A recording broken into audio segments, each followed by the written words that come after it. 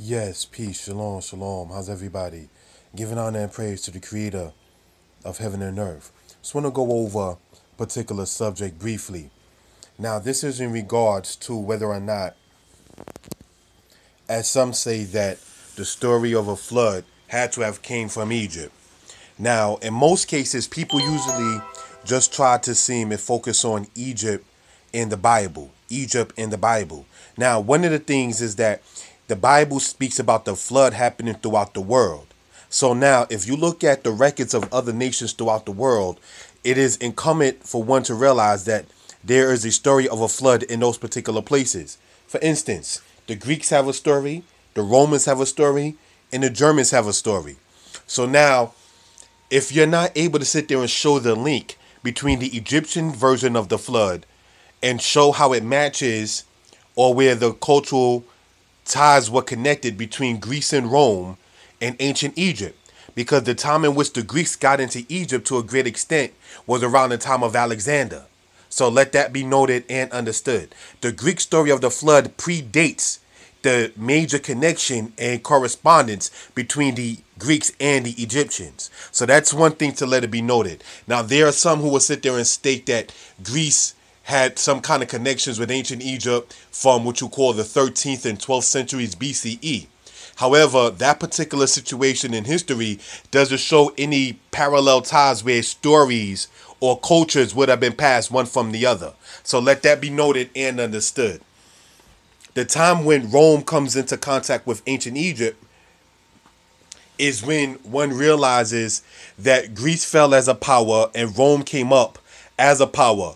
But the Romans wound up having control of Egypt in the year 30 BCE until the year 395 AD. You understand? Now, what's going on in Rome historically was the era with Honorius and Alaric, a little before that era, and so forth and so on. So all of those parallel things in time is very important to let it be noted and understood if you're studying about the history of certain things. Now, I would like to sit there and present that the stories of the flood were identical to each culture, and that it was not plagiarized, it was not borrowed, and so forth and so on, one from the other. You understand? The ancient Assyrians have a story of a flood. The ancient Sumerians have a story of a flood. So are we to sit there and think that there are cultures and nations outside of ancient Egypt that have a story of a flood and they both copied from Egypt? That's emphatically incorrect. Nor would you be able to sit there and show where quote unquote scholars sit there and state that the Assyrian story of the flood or the Babylonian story of the flood or the Chaldean story of the flood or the Sumerian story of the flood was all copied one from another, because all those different nations had one. Chaldea had one, Babylon had one, Assyria had one, and Sumeria had one. So are we to sit there and think that those cultures borrowed the story all from each other or all from Egypt? Or was there a big flood and each nation copied their own particular understanding of it? So that's something to be noted and understood. Now, in history, you will know that the ancient Egyptians were called the people of Magan by the people of Sumeria. The Sumerians called the Egyptians Magan, Magan. You understand? So let that be noted and understood. Now, the people of the Israelites, they called the Egyptians the people of Mizraim. So let that be noted and understood. The Hebrews were referred to in the Sumerian records as the Sagas. That is S-A-G-A-Z. So all of these different things could be references for information, if you will. Now, there was, as stated, a Sumerian story of the flood, an Egyptian story of the flood, a Hebrew story of the flood, a Persian story of the flood, and a Chaldean story of the flood. Now, one of the things to let it be noted and understood is one will sit there and have to show where the parallel cultures and the peoples of each said nation came in contact with Egypt to sit there and then say, okay, these nations got a story of a flood from this particular people. So that's one thing to let it be noted and understood. In conversing with this type of thing with people, they seem to forget that the reason why each of those nations stated that there was a flood is because the God of said nation is upset with the people. People forget the moral behind that whole thing because they're all trying to sit there, it seems, Egypt, and forget that there's a world outside of Egypt. For instance, what we understand today as the wheel, which ancient Israel called the Ophen. A wheel was invented by the ancient Sumerians. You understand? So that's something to let it be noted and understood. The wheel was invented by the ancient Sumerians. Now, when you see Egyptian pictures, brothers and sisters, of them with their chariots and their wheels and everything of that sort, that was something that the ancient Egyptians wound up getting from the people that the Egyptians called the Amu. The Amu, when you go into other particular records, such as that of Egyptologists, they refer to the Amu as the Asiatics. So it was the people that was the east of the Sinai and north of the Sinai that introduced Egypt to what we call the wheel of today.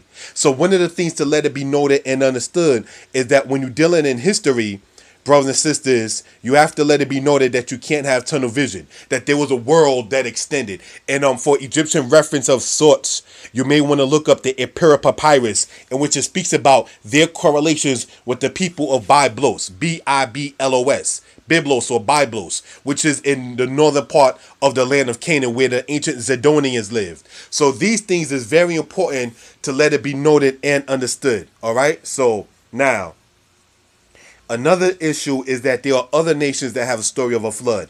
Some of them being the people of Cameroon, Tanzania, the Pygmy, as well as the Mandingo and the Yoruba. Now, for those who know history, the Mandingo stated that they migrated to the lands that they are in Western Africa, coming from Eastern Africa.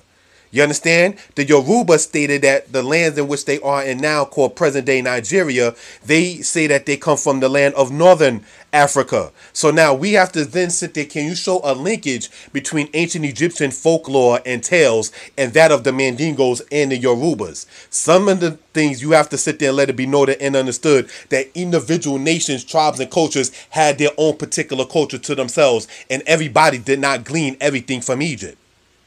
You understand? That is a very tunnel vision premise that many people are presented with. Now, another thing to let it be noted and pointed out is that if the Pygmy people had a story of a flood, and the Pygmy people live in Central Africa by what you call Cameroon and Zaire and so forth and so on of today, how in the world do you show that being a connection with them have a story of a flood when the ancient Egyptians said that they come from the area of what you call Mount Ronzenri?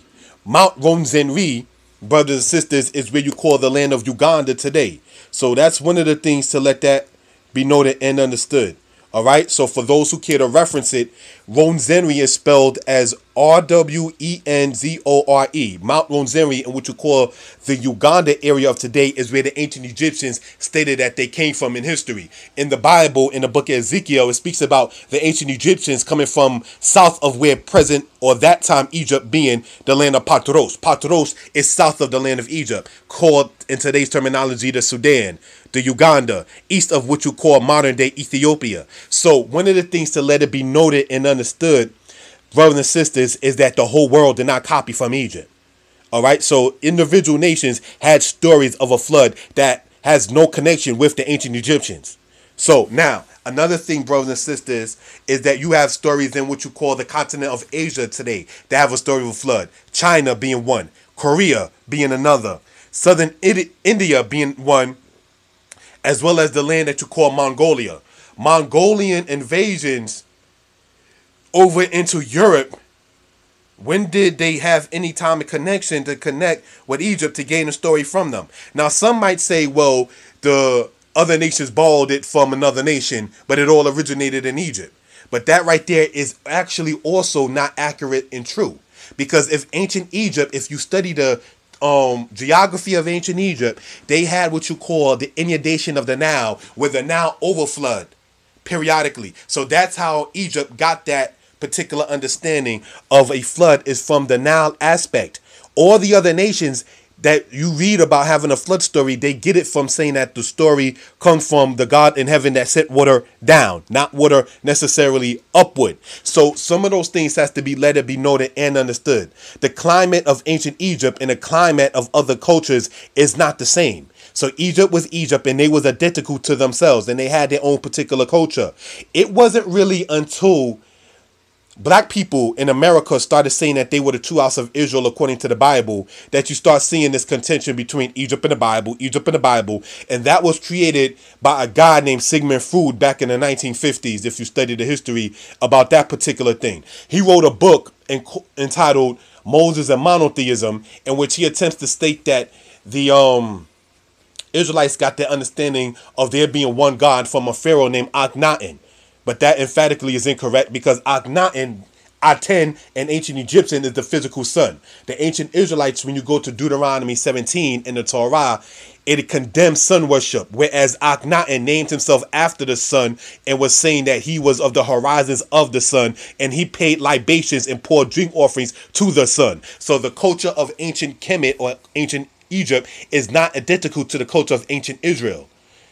The Egyptian records as well as the Bible both speak about that particular point. So let that be noted and understood.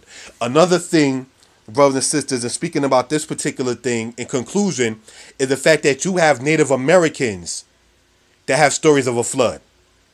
The people called the Blackfoot that live in what you call modern day Montana, they have a story of a flood. You understand? They call themselves the Sika, but in English they refer to that as the Blackfoot. You understand? The Eskimo that lived in what you call northern Canada and in Alaska, they too have a story of a flood. Now, can you sit there and trace the Israelites in the Bible and the Eskimo people and connecting a story with the flood? Or can you trace the Eskimo people and the people in ancient Egypt with a story of a flood? You just have to realize that different nations have a story of a flood, and it's independent to each nation. Stop trying to group everything as if the whole world was monolithic. It wasn't like that, so let that be noted and understood. There was a flood, and each nation copied it according to their own understanding of it. It's not much deeper than that. You understand? Now, you had another tribe that I would like to speak on that lived in what you call modern-day Oregon and California, called the Shasta, Shasta, and they too have a story of a flood. So, brothers and sisters, one of the things to sit there and let that be noted and understood is that there's no way in the world you're going to sit there and try to trace it like that. The Zuni people that live by what you call modern day Utah and Colorado of today, they too have a story of a flood. So there are over, when you research this matter, over 100 or something nations, over 120 or 130 something nations throughout the world that have a story of there being a great flood throughout the earth.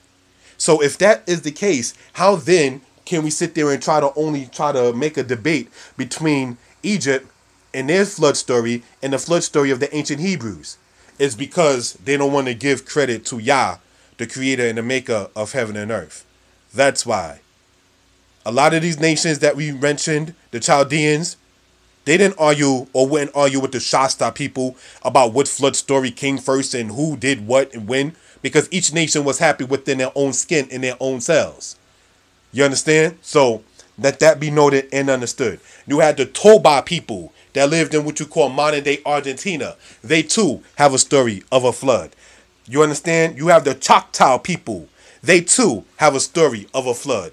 So right here, just in concluding this particular subject, it should be noted and understood that certain things just don't make any sense that some people try to sit there and state. That's why you have to study with an open mind and not tunnel vision. Now,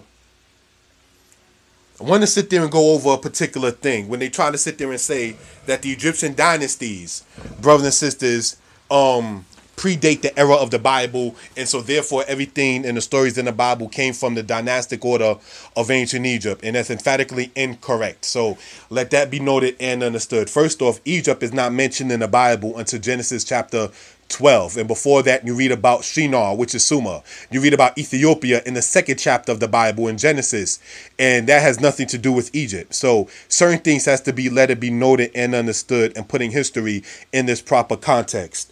The dynastic order of ancient Egypt shows it says the margin of error rises from about a decade in the New Kingdom in the third intermediate period to as much as 150 years for the beginning of the first dynasty.